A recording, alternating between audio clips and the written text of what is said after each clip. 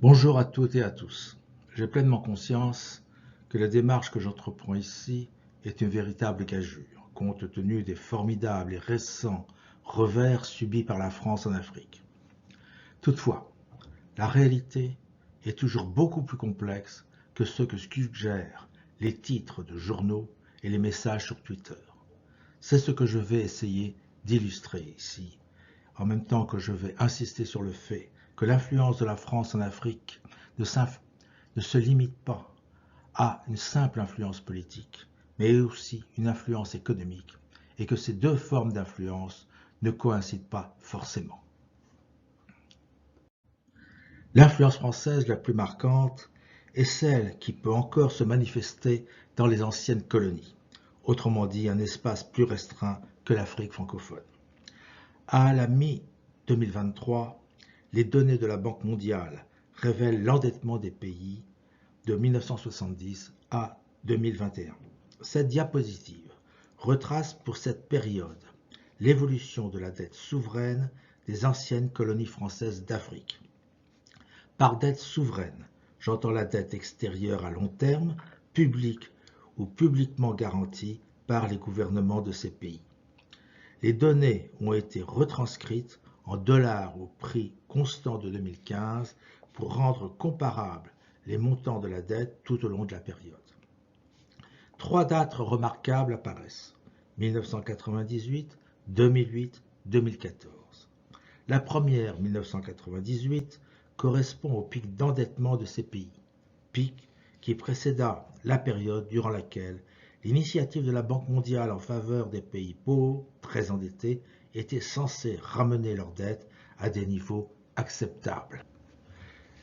La seconde, 2008, correspond à la fois au creux de l'endettement de ces pays à l'égard du monde, mais aussi au moment où la croissance de leur endettement à l'égard de la Chine s'amorce.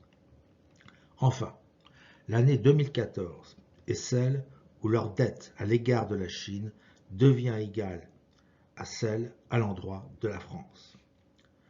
Comme la présence chinoise serait emblématique d'une redistribution des cartes sur le continent africain, je vais prendre par la suite la période 2008-2021 comme référence pour établir un état de l'endettement des anciennes colonies françaises et en tirer une appréciation de l'évolution de l'influence française en comparaison du rôle que peut jouer la Chine.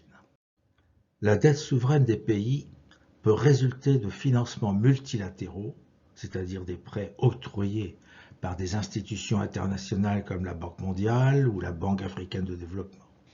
Elle peut résulter de financements bilatéraux, c'est-à-dire des prêts octroyés par des gouvernements nationaux, que ce soit français, chinois ou autres, et résulter de financements privés garantis par l'emprunteur. Ce sont des prêts qui seront consentis par des banques commerciales dont la nationalité est connue ou par des entreprises. Seuls les deux derniers modes permettent d'apprécier l'influence potentielle des pays créanciers. Ils forment ce que nous nommons ici la dette publique bilatérale et privée garantie. Considérons le graphique de gauche. Au cours des 14 années de la période 2008-2021, les anciennes colonies françaises ont vu l'encours total de leur dette publique bilatérale et privée doubler, passant de 40 à 85 milliards de dollars au prix constant de 2015.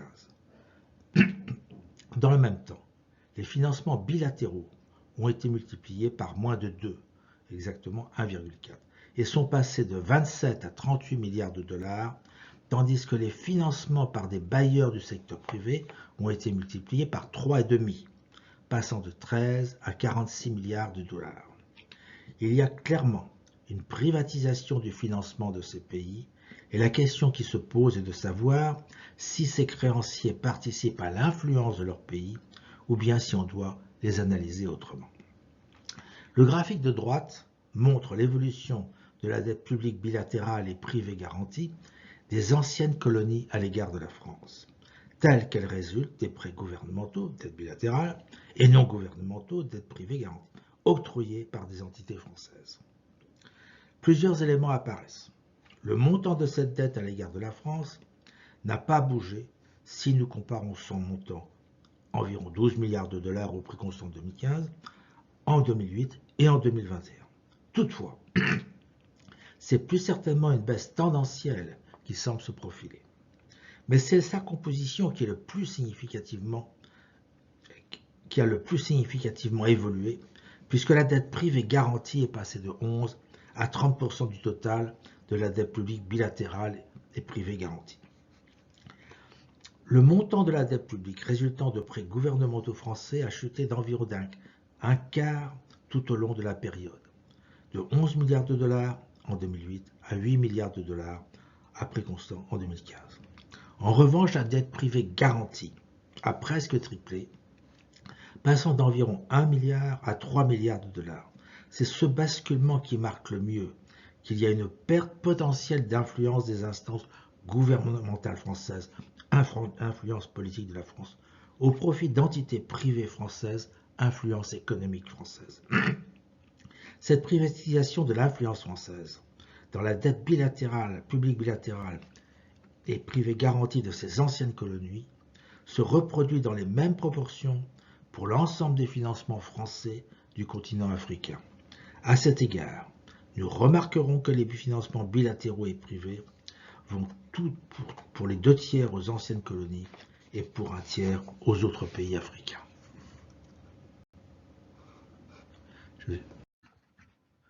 Le tableau de cette diapositive montre que le rôle joué par les bailleurs selon la région économique qu'ils financent. Les pays retenus sont les principaux bailleurs et à eux seuls, ils assument plus de 80% du financement de la dette publique bilatérale et privée garantie. Avec en moyenne 9% de la dette publique bilatérale et privée garantie de l'Afrique en 2021, la France arrive au 2e rang des pays financiers du continent. Certes, loin derrière la Chine avec ses 36%. Ce score de la France résulte uniquement de l'importance de l'endettement consécutif au financement de ces anciennes colonies, 24% de leur dette publique bilatérale et privée garantie. Car dans les autres pays du continent, cette proportion n'est que de 4%, soit des performances comparables à celles du Japon et des États-Unis. Le Royaume-Uni arrive juste derrière la France avec 7% de la dette publique bilatérale et privée garantie de l'Afrique. Mais contrairement à la France, le Royaume-Uni ne semble pas privilégier une région plutôt qu'une autre. Cette, entre guillemets, impartialité pourrait émaner de la vocation du centre financier offshore assumé par la City de Londres. Par exemple, l'importance des créances privées garanties représente 99% de la dette bilatérale et privée garantie du Royaume-Uni dans les anciennes colonies françaises.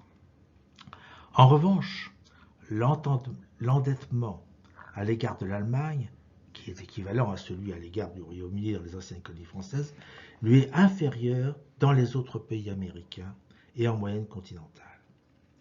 Il faut également observer que les pays du Golfe, Arabie Saoudite, Émirats Arabes Unis et Koweït, de même que les États-Unis, manifestent un intérêt nettement plus marqué pour les pays africains n'ayant pas été colonisés par la France.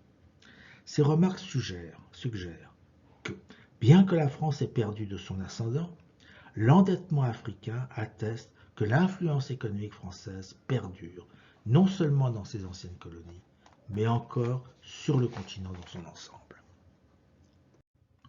Les flux financiers générés par l'octroi de prêts et leur remboursement ne sont pas les seuls biais par lesquels les pays peuvent manifester leur influence.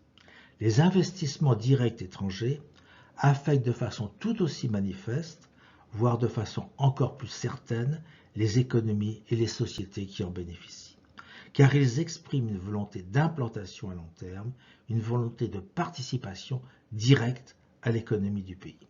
En revanche, les prêts sont des prestations de services à caractère commercial et ponctuel et à durée limitée.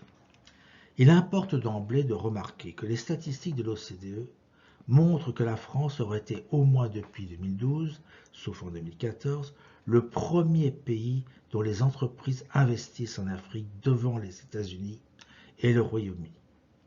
Cette situation n'a pas varié depuis, sauf que la Chine est venue rejoint le trio de tête.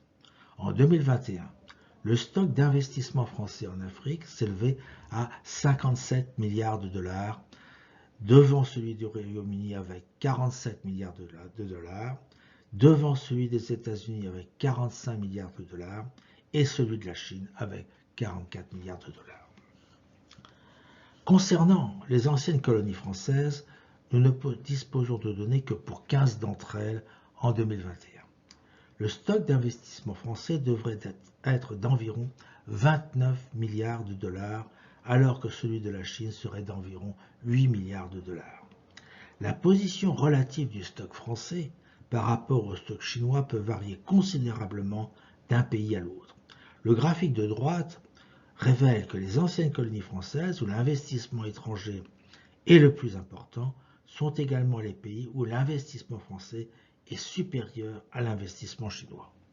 Inversement, les pays les moins recherchés pour y investir sont également ceux où la Chine aurait un stock légèrement supérieur aux Français. On notera que les deux pays extrêmes sont le Niger et le Maroc, qui entretiennent tous deux avec la France des relations politiques que je qualifierais de tendues, voire délétères. Or, dans les deux cas, la présence des entreprises françaises n'est pas remise en question, ni même les échanges économiques avec la France.